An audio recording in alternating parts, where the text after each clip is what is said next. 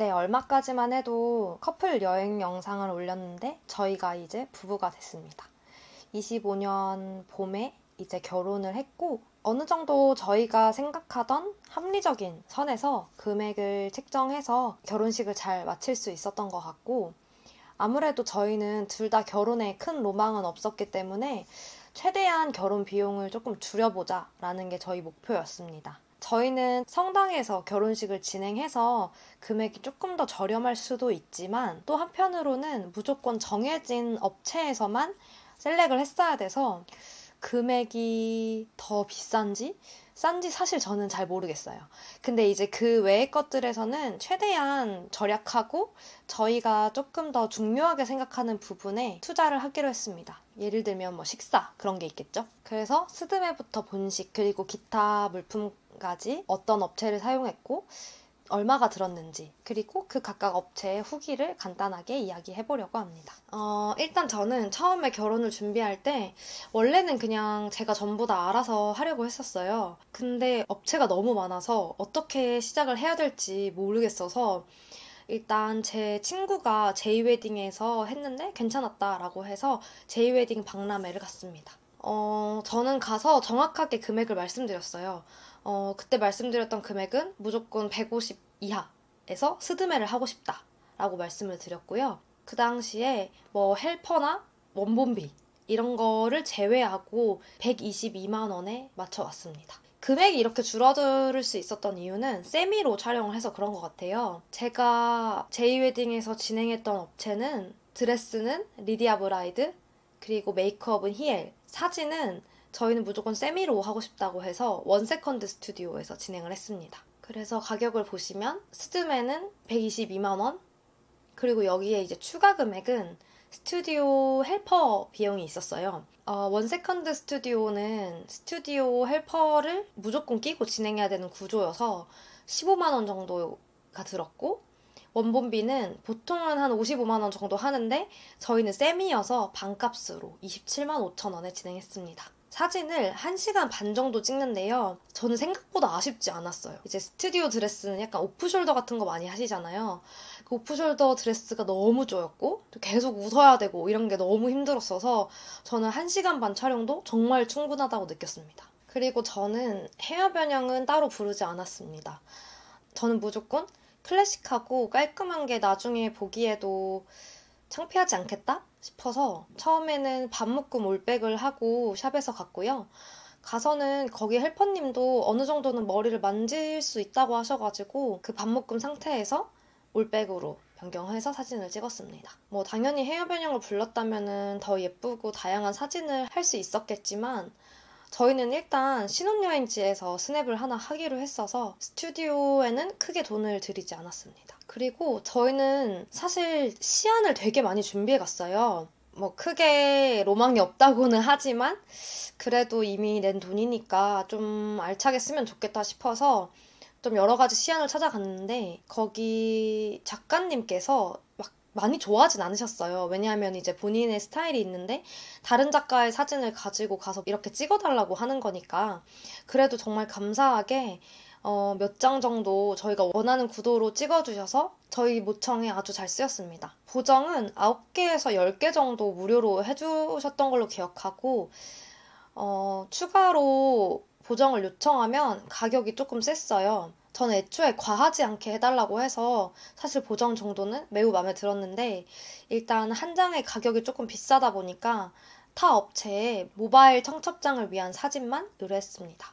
그래서 포토로미라는 사진관에 의뢰했고 한 장에 5,000원 정도인데 여기가 아무래도 인기가 많아서 시간이 꽤 걸리더라고요. 그래서 꼭 미리 수정 의뢰를 하시는 것을 추천을 드립니다. 원세컨드 스튜디오에서 큰 액자를 하나 주는데요. 사실 퀄리티가 막 엄청 좋지는 않아요. 아크릴 액자 느낌이 아니고 약간 캔버스 도화지 느낌?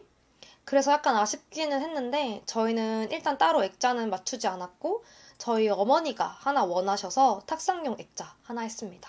저희는 본식 때 신부 대기실을 사용을 안 하고 신부 인사를 해서 따로 포토 액자존을 설치할 곳이 없었어요. 그래서 따로 본식을 위한 액자는 주문하지 않았습니다. 그리고 저희는 이제 본식 신랑 예복을 대여를 하기로 했었어요. 그래서 스튜디오 예복은 따로 받지는 못했었고 원세컨드 스튜디오에 비치되어 있는 예복을 입어야 됐습니다. 드레스 입는 거는 3개인가? 4개 정도까지는 입을 수 있는데 그거는 스튜디오 비용에 포함이 된 거고요. 남편 예복 같은 경우는 포함이 안 돼서 원세컨드 스튜디오에서 한 벌에 55,000원을 주고 빌려서 11만 원 총 들었습니다. 그리고 예복 같은 경우에는 제가 알아봤을 때는 남자 예복 대여가 한 25만 원 정도면은 꽤나 저렴한 가격인 것 같았어요.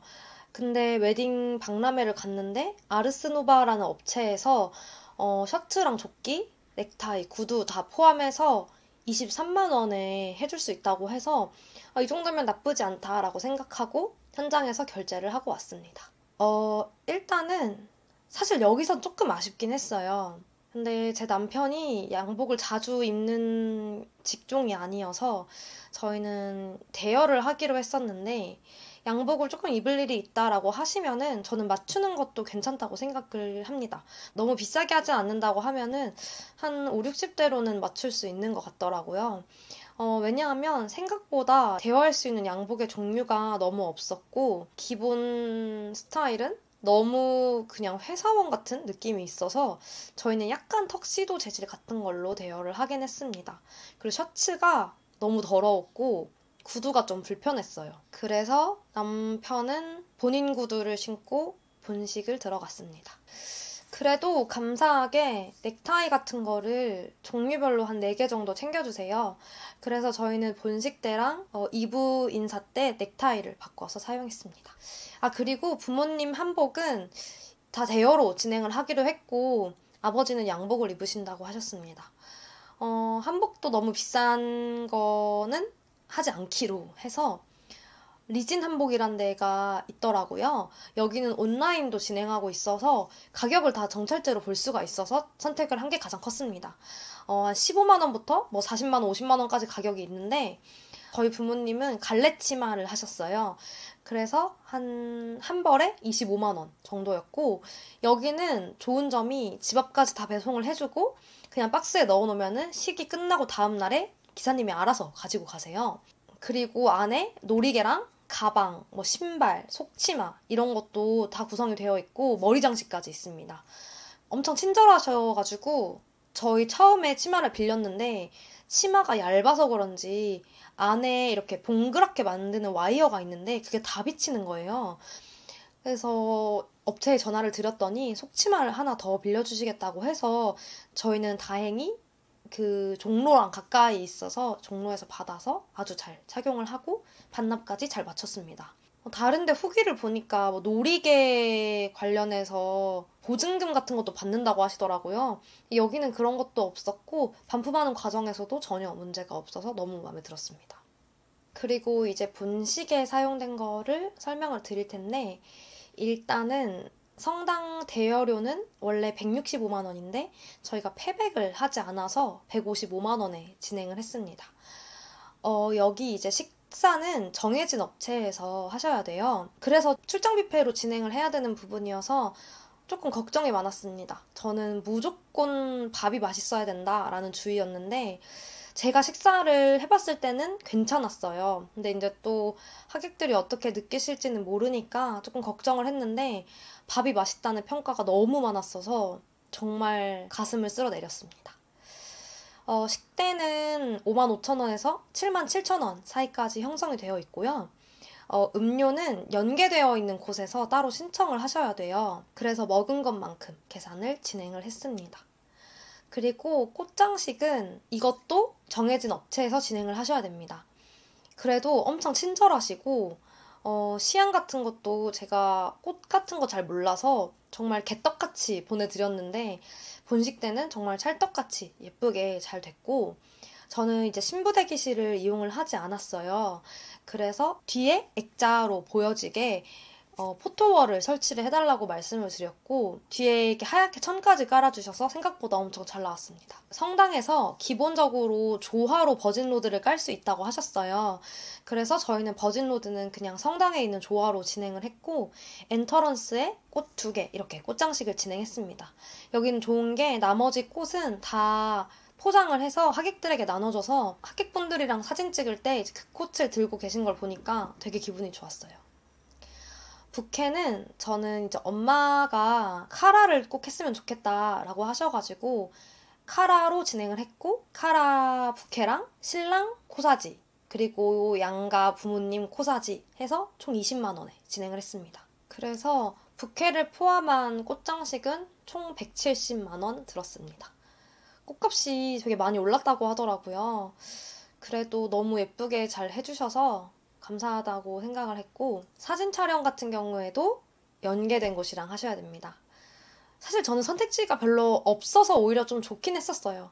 사진 촬영은 뭐 동영상도 하실 수 있고 아니면 작가님 여러 명 쓰시는 것도 하실 수 있는데 저희는 무조건 절약형으로 진행하자라고 해서 2명 작가님이 스냅이랑 뭐 본식 촬영까지 이렇게 해가지고 100만 원에 진행을 했습니다. 그리고 히엘에서 이제 메이크업을 진행했는데요. 솔직히 말씀드리면 제가 스튜디오 촬영 때도 히엘에서 메이크업을 하고 이제 원세컨드 스튜디오로 갔었는데 메이크업이 정말 마음에 안 들었어요. 일단은 눈썹이 너무 짝짝이었고 피부가 제가 1시간 반 실내에서 촬영을 했는데도 다 무너져서 너무 속상한 거예요. 사실 제가 피부로는 크게 고민을 한 적이 별로 없는 사람이어가지고 제가 사실 메이크업을 평소에 아예 안 하기 때문에 정말 가볍게 간단한 거 몇 개만 해달라고 말씀을 드렸는데 일단 피부가 다 무너지니까 너무 신뢰를 할 수가 없더라고요, 메이크업 샵을. 그래서 그 플래너님께 너무 마음에 안 들었는데 어떻게 해야 하냐라고 하니까 좀 얘기를 해주시겠다고 하시더라고요. 그래서 그런 건지는 모르겠는데 일단 본식 때는 히엘이 공장형 메이크업 샵이에요. 그래서 원래는 제가 왔다 갔다 이동을 하면서 밖에서 받았었는데 본식이어서 그런지는 모르겠지만 어떤 룸 같은 데 들어가서 한 분은 이제 베이스 담당하시는 분, 한 분은 메이크업 담당하시는 분 이렇게 2명이 계신 방 안에서 메이크업을 진행하더라고요. 제가 시안도 몇 가지 들고 갔는데 솔직히 시안대로 나오지는 않았어요. 전혀 나오지 않았는데 피부가 하나도 무너지지 않았고 꼭 신경 써달라고 했던 것들이 정말 많이 지켜져서 본식 메이크업이 정말 마음에 들었습니다. 하지만 12시에 식이면 보통 5시에서 6시쯤에 메이크업을 시작을 하기 때문에 얼리 스타트 비용이 있다고 해서 55,000원을 냈고 이제 제가 미들번을 하고 싶다고 말씀을 드렸는데 제가 머리숱이 많은데 머리카락이 얇다 보니까 베일이랑 하면은 미들번이 다 내려올 수 있다고 뒤통수에 무슨 뽕 같은 걸 해야 된다고 하시더라고요. 근데 이거는 약간 에어브러쉬 이런 것처럼 권장이 아니라 꼭 해야 돼요 이렇게 얘기를 하니까 안 하겠다고 말을 못 하겠더라고요. 그래서 일단은 알겠다고 했고 또 본식은 약간 신경이 많이 쓰이잖아요. 그래서 그냥 해주세요라고 했는데 진짜 그냥 요만한 머리망 같은 게 뭉쳐있는 뽕을 뒤통수에 넣었는데 55,000원입니다. 안 하고 식을 해본 적이 없어서 꼭 필요하다 아니다는 제가 말씀을 드리기는 어려울 것 같은데 제가 정말 짱구 뒤통수거든요. 그런데도 필요하다라고 하시면 아마 다른 분들께도 대부분 권하지 않을까 싶기는 합니다. 그리고 저희는 차가 없어서 처음에는 카카오 택시랑 이제 파파 택시 이렇게 2개 고민을 했는데 파파 택시가 조금 더 예약하기가 용이하고 평도 나쁘지 않더라고요. 그래서 파파 택시를 예약했고 4시간 정도 예약을 해서 집에서 메이크업 샵까지 그리고 메이크업 샵에서 성당까지 이렇게 예약을 했고 11만 5천원이 나왔습니다.